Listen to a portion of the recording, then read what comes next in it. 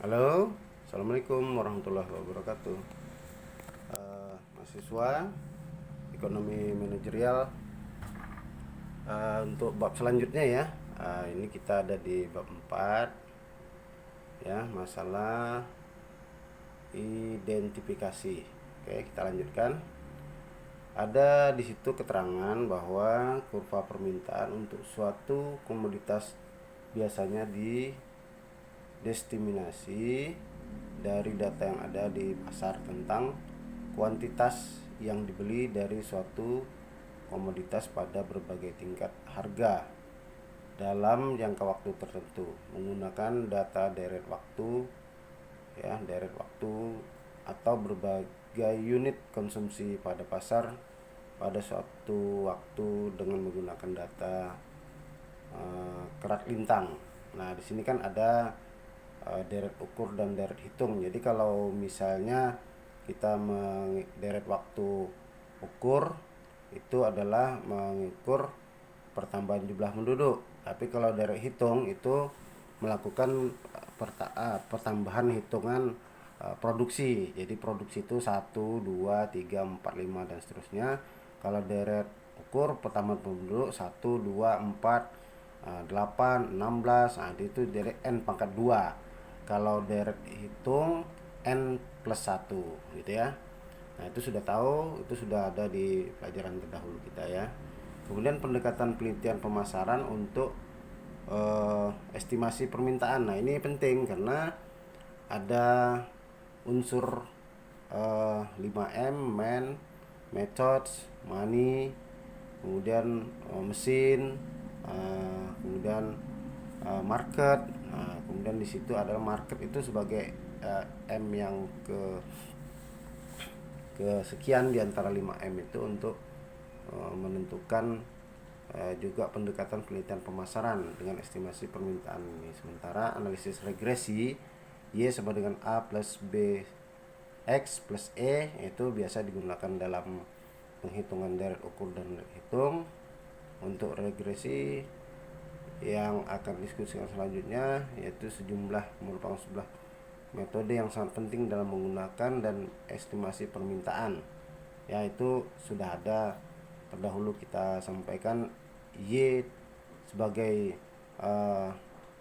garis daripada vertikal pada sumbu Y, X adalah garis horizontal pada permintaan barang. Berarti kebutuhan itu Y, permintaan akan produksi barang itu adalah X. Nah, itu yang digunakan dalam pendekatan penelitian pemasaran ya. Oke ya. Kemudian eksperimen pasar, yaitu keunggulan dari eksperimen pasar adalah mereka dapat dilakukan dalam skala besar untuk lebih meyakinkan mengenai keabsahan dari hasil dan bahwa konsumen tidak sadar. Nah, ini artinya eksperimen pasar itu kita untuk menghitung bagaimana pasar itu ada dua, harga dan permintaan akan barang. Nah, di sini keunggulannya adalah para pelaku transaksi di perdagangan pasar, mereka tidak sadar bahwa mereka dihitung dalam suatu transaksi yang berkesinambungan dalam harga yang semakin meningkat atau jumlah harga yang dalam pembelian yang besar, kemudian permintaan akan barang adalah X-nya. Nah, ini Y-nya adalah harga, kemudian X-nya adalah jumlah barang yang diproduksi atau diperjualbelikan.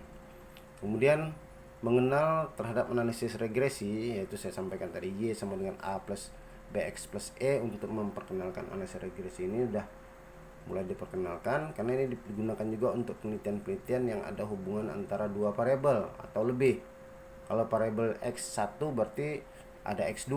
Kalau X terhadap Y saja itu cukup Y sama dengan A plus B1 plus B plus BX plus E. Jadi itu untuk satu variabel X. Tapi kalau ada dua variabel X, Y sama dengan A plus B1 X1 plus B2 X2 dan seterusnya BN XN begitu ya, sebagai kode daripada regresi. Untuk memperkenalkan analisis regresi ini, katakanlah seorang manajer ingin menentukan hubungan antara biaya perusahaan dengan pendapatan penjualan. Nah, ini biaya itu X horizontal, kemudian penjualan itu atau pendapatan penjualan itu Y, ya vertikal ya, itu untuk jadi Y adalah pendapatan sama dengan A konstanta, berapakah nilai konstanta daripada biaya X iklan. Nah, itu ya antara X. Kalau ditambah lagi biaya X1 iklan, kemudian ditambah lagi biaya penjualan lainnya, biaya transportasi, biaya distribusi, ya dia ada X2, ada X3 gitu ya. Oke, analisis regresi sederhana adalah metode kuadran terkecil biasa.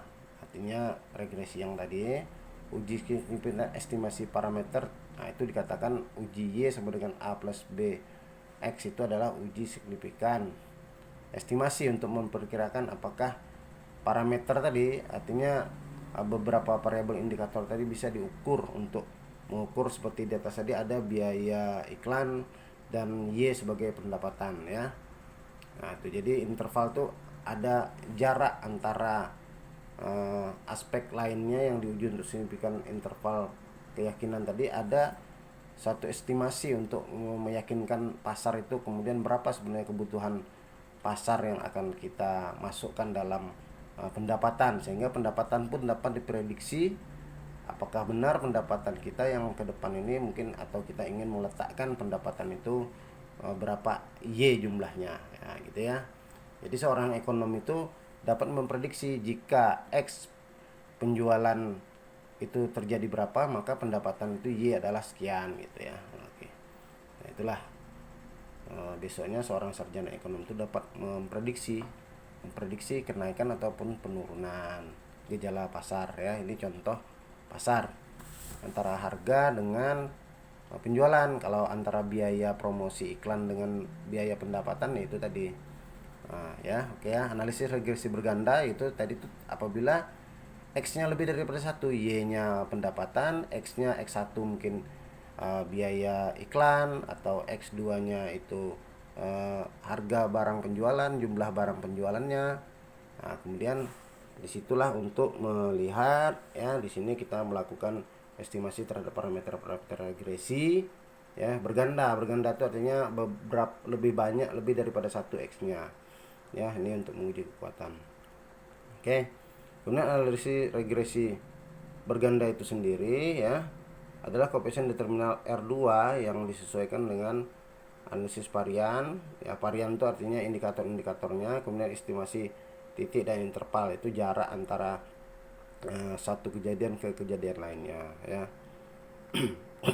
Kemudian dalam masalah dalam analisis regresi ya, itu ada multikoliniaritas, artinya hubungan yang saling bervariasi antara satu variabel dengan variabel X lainnya. Nah, misalnya hubungan antara X1 dengan X2 itu, misalnya satu X1-nya adalah harga iklan, biaya iklan, kemudian yang X2-nya adalah jumlah barang. Jadi antara jumlah barang dengan biaya iklan ini bagaimana hubungannya? Nah, itu muncul dalam heterokedastisitas tuh saling mempengaruhi gitu ya, misalnya. Nah, itu ya. Nah, gitu. Jadi kalau misalnya dia